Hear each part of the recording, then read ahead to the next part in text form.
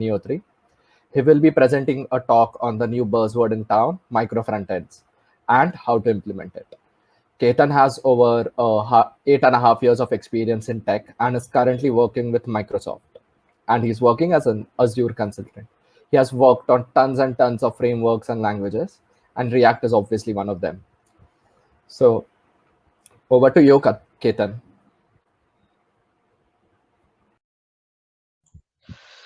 Thanks. I think hope you can hear me. So I will share my screen and we will get started with the stuff. Okay. So welcome to this session. So just say yeah, everything is all good and you can see my screen. If yes, just type yes, no, yes, no.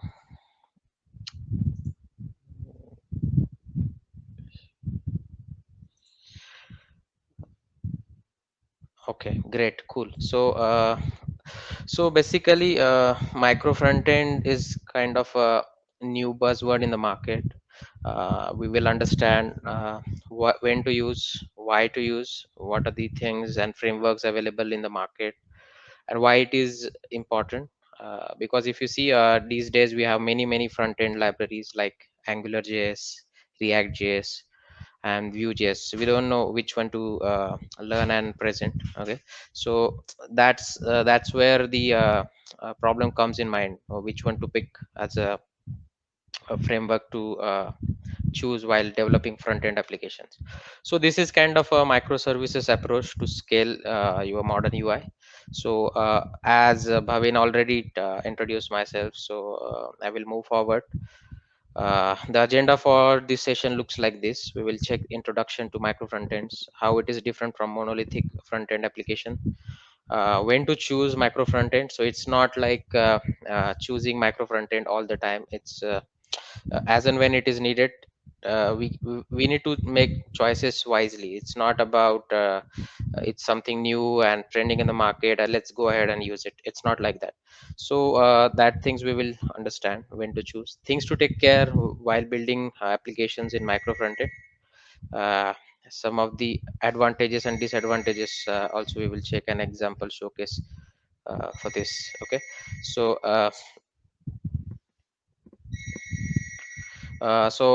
basically this is what the monolithic application looks like. So normally we have a database, a micro a service, a backend service, and a front end application attached to it. uh, and uh, during the transition and the era in last 4 to 5 years, we have splitted our monolithic services to some of these services. We split them, but we definitely not did the splitting of the front end application. So that's a bottleneck. So when you want to release particular feature from front end applications, it's all the time like you have to build entire code base, deploy the artifacts and all this stuff. So it's not that suitable most of the time. Okay, so it's basically as I told you, it uses the same code base for all the teams, and we need to manage its CSS, its JS, the versioning of the packages we are using inside it. So all that comes with the extra overhead. So that's the problem with monolithic. So as we split it, the backend services, there was an architecture style was introduced by ThoughtWorks in 2016. So they came up with this approach where they also started to have a mono repos, a kind of a repo which will have its database related stuff, its backend service, as well as front end application. So it's a kind of a micro application. So you can build and release your applications using pipelines uh, for each micro means each micro application. Okay, so basically when you want to choose micro front end architectural style, you need to understand the boundaries. So you need to segregate the front end application in a such a way that they are not connected to each other. So they are quite loosely coupled with each other basically, and because of that, scaling of the application becomes very easy, and you can innovate your application without impacting other piece of front end application. Okay, so you can innovate as per your need. You can choose basically the technology of your choice. Let's say front end application one you want to develop in React, the second one in Angular, and the third one in Vue.js. So you can pick the best of all the worlds and can implement it. So let's understand what is micro front end. So as I told you, it basically microservices for front end. We break down the monolithic front end and backend services into microservices. So we split these applications by business domain or maybe by technology. We many smaller manageable uh, pieces basically, which can basically are not connected to each other, so they are decoupled, uh, and composition of the feature owned by the different independent teams. So if one of the team is good at Angular, one of the team is good at React, so they can see and pick the business logic and they can build it. Okay, so also one thing, independent deployment and releases is possible. Because of that you can write build pipeline and release pipeline for this. It's kind And also one important thing is, let's say you have an old code base which is actually up and running and your customers are using it, and it's maybe, let's say it's written in 2010 where jQuery was quite trending in the market. So you have everything is written in jQuery. Now on top of it, let's say you want to have a single page application using React. So you can uh, club these two old and new technologies together and can make it run, and you will use the routes, different routes for the old application, different routes for the latest application. Like that you can merge both of them at one places. So if we really think about it, how we can pick the micro front end, which how we can segregate. So mostly people try to do consider the subdomains means business. In terms of business, you will split your applications in a such a way that each domain you will segregate from each other, and you will have a separate team for that. And after merging all those application subdomains, you will be able to deliver application which is actually focusing the businesses. Okay, so like that basically micro frontends are the technical presentation of business subdomains managed by same team. Okay, so things to look into micro frontends, basically composing multiple frontends. If you have more than 2 to 3 frontend, then only we can call it as micro frontend application. Otherwise we will not make things complex, we will have only monolithic frontend.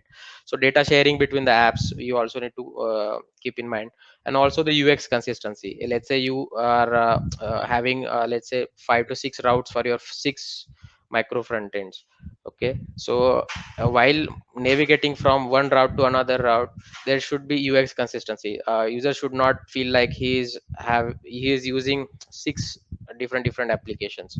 Okay, so accordingly you need to set the standards for you need to set the standards for your application CSS and everything.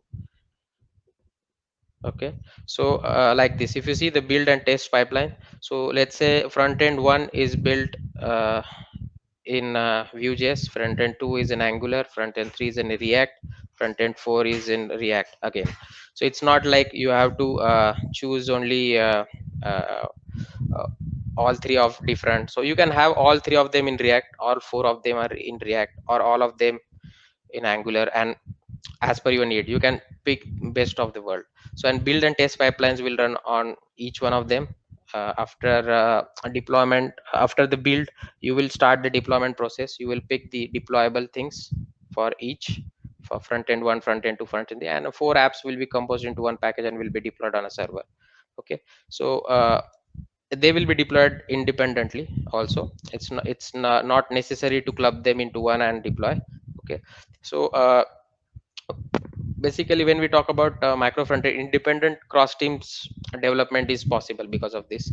So good dependency management result into smaller deployable bundle. Okay, so independent teams with independent deployments, and there are no version conflicts with the functionalities we are delivering. Okay, so with the monolithic all the team members are working on one of the project, and it's having only one package as a deployable and non atomic deployment. Even if you want to make a smaller change, you have to deploy entire code base. Okay, so that's what the problem is. As I told you, related to the styling, avoid sharing the code across the team. So when you are building micro frontends, try not to have an abstraction. So most of the time what we do, we do the abstraction, we keep the common css, common components at one place. So it is possible to some extent, but try to avoid horizontal teams like this. If you see the team one, team A, team B, and team C, all of them are using micro frontend and they are sharing the styling part. So it's not recommended when you are building micro frontends. Okay, so there are multiple approaches and libraries are available in the market when it comes to micro frontend. So one of the popular one is a single SPA meta framework, Frint.js. You can also have your own iframes, and you can make deploy your single page applications live at different URLs, and you can use the window object and can make the communication possible between them. Cross application communication via routing is also possible sometimes. So after doing all this stuff, build and release, so there is important is the testing part of it. So as we have splitted our application in terms of business subdomains, so it's also important there should be an integration test between one application to another. Consumer driven contracts are also validated, and the API journey testing is also one of the key. The functional test and security test, like you need to sanitize your inputs, you need to do a lot of security checks on top of, because we are using different frameworks and different libraries in each one of them. So it's necessary to also consider the security aspect of your application. Okay, so I have built one sample application using single SPA framework. So where what I have done, I have basically used 3 to 4 application. So one application I have built in Angular, one application in React.js, and one application is kind of a router, so navigation basically between the apps. Okay, so I try to build that. So in single SPA, you need to have a one main container. Let's say your entire page which is up and available, always accessible to all the applications. Okay, so main container is responsible to load the micro front ends. So which also can be called as bootstrapping. So bootstrapping is basically kind of a singleton kind of a stuff where we load all the necessary libraries and scripting for the complete application. There will be a tiny layer which will invoke this small app 2, app 3, app 4. Okay, so there are quite these are the some of the events or methods provided by single SPA. So where you need to register your application first, where you can also pass the custom props, where let's say some authentication token you want to pass, and you will store it on a local storage or cookies, and all your application 2 3 4 will use this authentication to validate the authentication and authorization part of the user. After doing that, single spa.start is also one of the method which you can use to start and to register your Angular application and React application. These are the uh, uh, basically stuff you can import from single SPA framework. Like that, you need to pass the dependencies to it, and these are some of the important life cycle events or method you can call in single SPA. Bootstrap, the initial stage, and the kind of a singleton stuff, mount and unmounting of the application. So all this declaration you have to do. Okay, so I have already built that application and it's up and running on some one port. So I will share that. So what I'm going to do, I'm going to refresh and will show you how the Angular and the React application are getting loaded in a single screen. So if you see when I'm refreshing, there is a spinner. Basically spinner is actually a container. If I hide this left stuff, this widget which is built in Angular, so let me just do display none. And if you see, there is already an application, a loader which I have added on my main container, which is all the time running and is getting overlapped because of this Angular application. How we can see this is Angular? So if you see, there are the ng contained ng, when we already know when it comes to ng means that is Angular. So all the stuff I have built is in Angular on the left side section.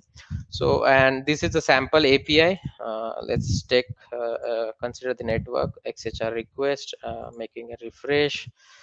uh, a sample API I am using, which is available on internet. This post API, I got this result from that sample API, and I'm actually doing the mapping of it. So if you see, these are the post, title, body. So all those rendering I have done, and this is built in Angular. Okay, and the right side section is in React. If you see here, a sample simple React application, it's not so fancy with the hooks and functional component, but it's a kind of a very old React application I was having, so I just clubbed it. uh, a profile component I have built where I'm just showing my image, my name, and about me section. So it's so two different application. So application from two different worlds are running in one container. So as I have already shown you the container, and this is app 1 and app 2, like that. So this is my source code. So I'm planning to publish it on a GitHub very soon, but it's not in very much in a better state. Still I need to work on it. Once it is done, I will publish it. So that was about you can also see the this code, how it's basically I did the registration of the application. If you see, the first I have did the registration of navigation part, then the profile and the app details, and then I'm starting the single SPS start. Okay, so those stuff basically I have done. So now we are coming to the point. Now a lot of questions comes in mind. Really I should always use micro frontends or not? When to use? So when you feel like there are distributed teams and having different skill set, and they can work independently and they can release their features independently, at that time you should use the micro frontends. When you want to collaborate with different frameworks, that time you can choose the micro frontend. Also, a micro frontend doesn't mean using every framework in the world. You can also use, as I told you, all of the micro frontend application can be built in React.js. It's fine, absolutely fine. So easy to build micro frontend. It comes with a lot of extra infrastructure and planning, right? So it needs the planning. You need to distinguish your subdomains. You need to find that separation line. Using that, you can build the front end applications accordingly. So advantages of using it is empowering teams to choose framework of their own choice, combine many small apps, and they are quite easy to develop and test. uh, Improving the new things becomes easier and better for maintenance. As I told you, we can club our old jQuery application with the new front end React application all together at one place. So that is an extra advantage. If we come to the disadvantage part of it, so if application is really small and it's very difficult to have that separation line in between the subdomains, at that time I will advise you not to choose this uh, micro front end stuff. You can go ahead with our monolithic front end. So it comes with operational complexity. Don't use this for the simple app. Payload size, if you see, as we are running npm build, and there is a JavaScript bundle which might be having a duplication of common dependencies. Browser may end up downloading lot of frameworks and duplicate code. Let's say we are using Axios, is one of the HTTP client we make call to API. So if it is getting used at in Angular as well as in React, that time we will end up loading a lot of duplicate frameworks. Okay, when there are environmental differences and some complexities attached to it, and the node package versioning is different across the applications, that time also this can happen. Each team may take their own technology and coding choices. That is also a disadvantage and can be seen as advantage some of the cases. So it's absolutely depend on uh, up to you how you see it. Yeah, I think that's all from my side for this particular session. So thanks. We do have a question and answer session after 1 hour. So yeah, I think over to you. I mean, Thanks Bhavya, a lot, sorry. Ketan. No issues, no issues. Thanks a lot, Ketan. That was a brilliant session indeed, and we got to know a bit about micro front ends. A lot of us did, like we have not really used it yet. So, if you have a little bit more time, maybe I would just ask our audience to ask any questions if they have, or they want to, discuss something. Hmm. Yeah, sure. We could just wait and see in the chat.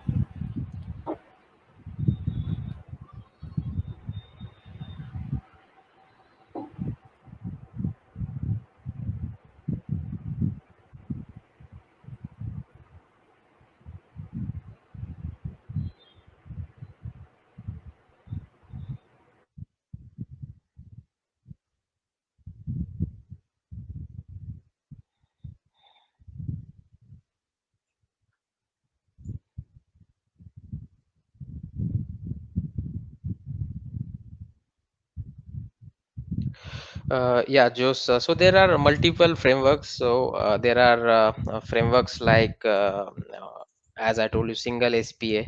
You can also have your own frameworks. You can build using iframes and Windows objects. So that event bus, basically, you can do the communication between them. Okay, so you can use that. So there are framework like uh, Frint.js as well. So these are some of the well-known frameworks which can be considered. There is another question from Benjamin. He says, "What's the best way to, share a design system across all the micro front ends?" Yeah, so if you ask me that question, like let's say I have a 3 portals or 5 portals, all of them are built with the same business domain. So that time what I will do, the common components like let's say text box, buttons and icons and lot of stuff which we use, we will use all across them. So those lies like those are kind of a common usable components. We can pick these components, can develop on our own, and can deploy them on node, basically our own node package manager, and can install the same in all of the portals. But it's always recommended not to have abstraction while building the micro front ends. So but this component which will be used all across the applications can be considered for abstraction. All right. Thanks a lot. There is another question from Mariam on our Pine Labs application. She says that how does it look like? How would this look like for a smaller, less complex project or a company? Would you recommend using it? Definitely, if you have if the project is complex, as I told you, if you can separate that concepts by business domain, or either by technology or by something, there should be a complete separation, clear line you should able to see while planning. If you can see that, even the complex applications can be built using micro frontends, because it gives an uh, extra flexibility. Let's say in future you don't want to use Angular because it's old, or maybe you don't want to use React.js, it's having some problem, something new came in the market.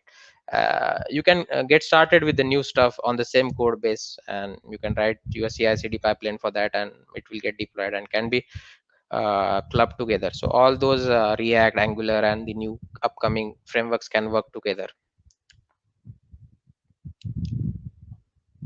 Yeah, that's a lot of good information. I had a question because you have Mhm. worked with multiple companies from Microsoft to Deloitte for Persistent, and then there are a lot of smaller companies. Could you Right. maybe, for because we are junior developers, you could, tell us the difference between how it's working for a giant versus working for a startup, and which one do you prefer? So basically, when it comes to the startup and the top MNCs, the only thing I can see is the facilities part. We actually, when we work for Microsoft or Deloitte, we only work with a group of people, let's say 10, 15, 20, max 50 people. So it doesn't matter what the count size of the company is. If you have a good like even if you're working with a startup, that is also fine, if as long as you are learning. If you struggle early in your career, definitely you will get victory as early as possible. If you make some you are in comfort zone for your initial 3 4 years, definitely it will be painful for you later when you have more experience, because industry will demand something new and something challenging from you, or some challenge can you take up or not, that kind of approach it will take. So I will say it's not about the company. So always try, if you are learning something, go ahead for and join the startup also, if it is top MNC, that is also fine. Thank you for that answer. Another one from one of our attendees. He is asking about, where can he find code samples or example structure for Mhm. this, micro front end. So could you just guide us to that? Yeah, so on single SPA framework official website, they have shared some of the sample working applications as well. You can go ahead and clone their Git application, Git repo on your machine and can run it. Also, you will find numerous videos on YouTube, but it's quite new in the market still. I even can't see much material on it. So there is a concept called as shell, which I told you as a container. So most of the people, what they do, they develop their own shell, which will have their own custom logic of authentication, authorization mechanism, security related stuff. And on top of it, they will use this iframe or maybe event bus communication between the Windows objects, and will make it possible. So you can find it on GitHub for definitely. All right. Thanks a lot.